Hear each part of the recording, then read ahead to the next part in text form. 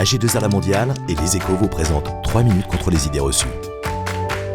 Bonjour et bienvenue dans notre émission AG2R La Mondiale Les Échos consacrée à la protection sociale et patrimoniale, 3 minutes contre les idées reçues. Au programme aujourd'hui, la transmission familiale d'entreprise. Et pour en parler avec nous, Pascal Julien Saint-Amand, notaire.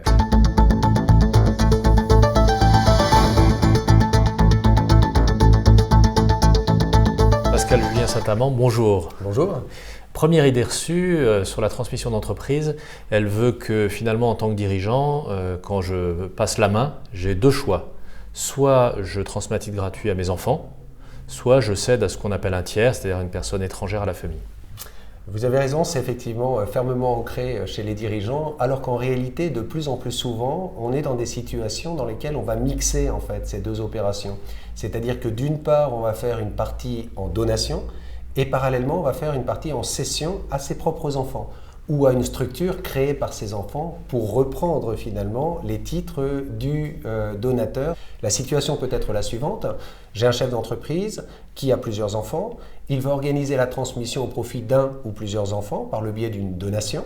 La donation sera réalisée dans le cadre de la loi Dutreil qui permet de réduire de 75% la base imposable, donc un mécanisme fiscal qui incite à la transmission familiale dans de bonnes conditions. Mais parallèlement, le chef d'entreprise veut aussi toucher un peu d'argent parce qu'il va prendre sa retraite, il a besoin de revenus complémentaires, il a besoin d'un capital et donc il va vendre une partie des titres aux enfants. Donc il leur donne une partie des titres et il vend une partie des titres. Et aujourd'hui, le législateur a bien compris en fait cette ouverture et a mis en place des régimes de faveur qui sont tout à fait attractifs et qui permettent de coupler ces deux objectifs. Deuxième idée reçue, là on va parler régimes matrimoniaux. Elle veut que le régime matrimonial soit indifférent et n'impacte pas la cession d'entreprise, la transmission de l'entreprise. Oui, alors là aussi, effectivement, c'est un cas très fréquent. C'est-à-dire que généralement, on a le chef d'entreprise qui très fréquemment sera marié sous un régime de communauté parce qu'il n'aura pas fait de contrat de mariage, tout simplement, ou alors sous un régime de séparation de biens parce qu'il aura mis en place un contrat de mariage avant de lancer son entreprise. Et c'est souvent d'ailleurs un conseil qui lui est donné parce que sous le régime de séparation de biens, eh bien, il protège le patrimoine du conjoint contre les risques des créanciers. Donc d'un côté, j'ai un époux qui a l'entreprise et de l'autre côté, j'ai l'autre époux qui a éventuellement d'autres actifs et qui est de ce fait-là protégé contre les créanciers de l'entreprise. Lorsque j'envisage de faire une donation, par exemple, aux enfants, si je suis marié dans un régime de séparation de biens, les titres que je détiens sont des biens personnels. Et lorsque je vais les donner au profit de mes enfants, je suis seul à donner. Donc une seule fois les abattements, une progressivité dans les tranches fiscales qui est plus rapide.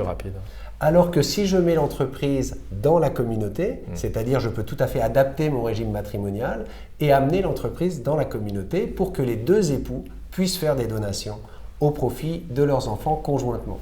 Alors, ceci est particulièrement intéressant en fait, d'une part parce que bien sûr je vais réduire la base imposable, je vais optimiser sur le plan fiscal la transmission, je vais donc réduire le coût de la transmission.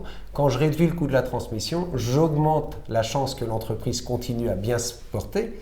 Parce que si j'ai des coûts de transmission élevés, qui doit payer? Ce sont les enfants. Les enfants n'ont pas d'argent. Donc ce sont des distributions faites par l'entreprise. Et donc je vais assécher l'entreprise pour pouvoir gérer le financement de la transmission.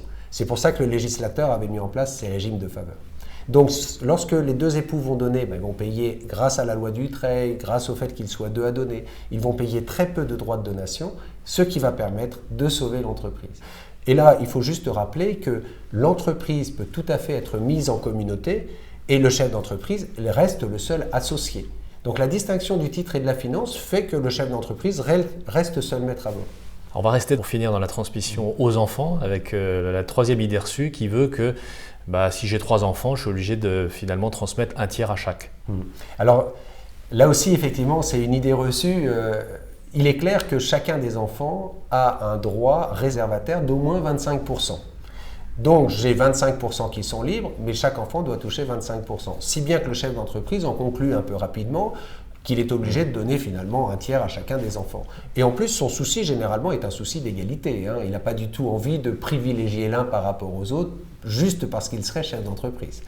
Et donc dans cette approche, en fait, il y a des solutions qui sont permises grâce à ce qu'on appelle la donation-partage avec soult, c'est-à-dire qu'on va donner plus de titres à l'un des enfants, à charge pour lui d'indemniser les autres enfants.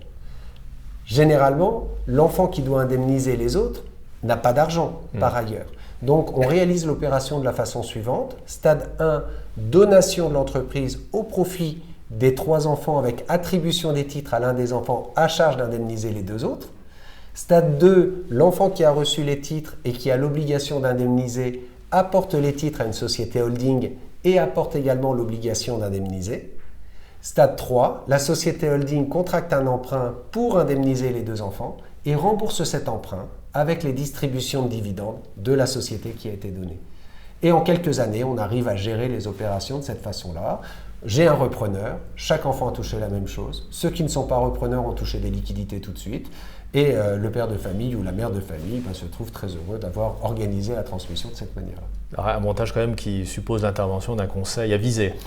Oui, c'est toujours préférable effectivement d'aller voir son notaire pour mettre en place une opération de ce genre-là et qui travaillera en étroite relation avec l'expert comptable de l'entreprise en particulier.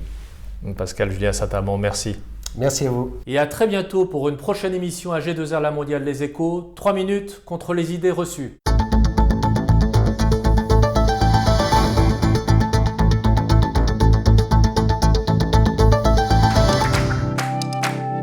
AG2R La Mondiale et Les Échos vous ont présenté 3 minutes contre les idées reçues.